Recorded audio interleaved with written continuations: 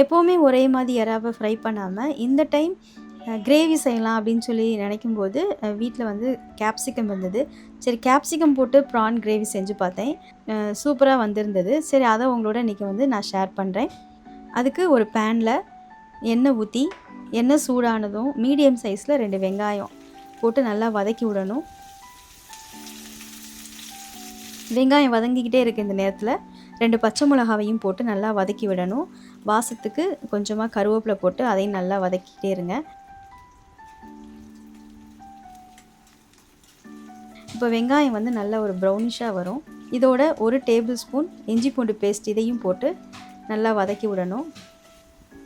இந்த இஞ்சி பூண்டு வதங்கிட்டு இருக்க நேரத்தில் 2 தக்காளி பழத்தையும் போட்டு இதோட நல்லா வதக்கி விடுங்க. உங்கள் டேஸ்ட்டுக்கு ஏற்ற மாதிரி உப்பு போட்டு கொஞ்ச நேரம் மூடி போட்டு வேக விடணும்.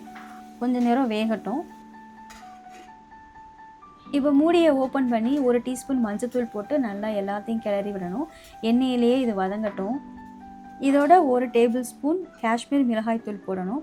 இந்த காஷ்மீர் மிளகாய்த்தூள் போடும்போது கொஞ்சம் நல்லா கலர்ஃபுல்லாக இருக்கும். காரம் ரொம்ப இருக்காது. நம்ம பச்சை மிளகாய் போட்டிருக்கனால ஓரளவுக்கு நமக்கு வந்து காரம் வந்து மைல்டாக தான் இருக்கும். அடுத்து 1 டேபிள் ஸ்பூன் கரம் மசாலா இதையும் போட்டு மறுபடியும் கொஞ்சம் நேரம் மூடி போட்டு மூடணும். இப்போ மூடியை ஓப்பன் பண்ணி பார்த்தா மசாலா எல்லாம் ஒன்றா சேர்ந்து நல்ல ஒரு ஃப்ளேவர் கிடைக்கும். இதோட கேப்சிகமையும் போட்டு கேப்சிகம் வேகிறதுக்கு கொஞ்சமாக வாட்டர் ஆட் பண்ணி நல்லா வேக விடணும். இதோட எறாவையும் போட்டு நல்லா கிளறி விட்டுட்டு கொஞ்ச நேரம் மூடி போட்டு மூடிக்கலாம். அதுலேயே நல்லா தண்ணி விடும். எறாவும் நல்லா அதுலேயே வந்து குக் ஆகும். இப்போ மூடியை எடுத்துடலாம். எடுத்துகிட்டு கொஞ்சம் நேரம் வந்து இந்த கிரேவி நல்லா வந்து கொதிக்கட்டும். இதுக்கப்புறம் நம்ம ஸ்டவ்வை ஆஃப் பண்ணிடலாம். இந்த கிரேவி வந்து சாதத்துக்கு, இட்லிக்கு, தோசைக்கு எல்லாத்துக்குமே நல்லா சூப்பராக இருக்கும். நீங்களும் ட்ரை பண்ணி பாருங்கள்.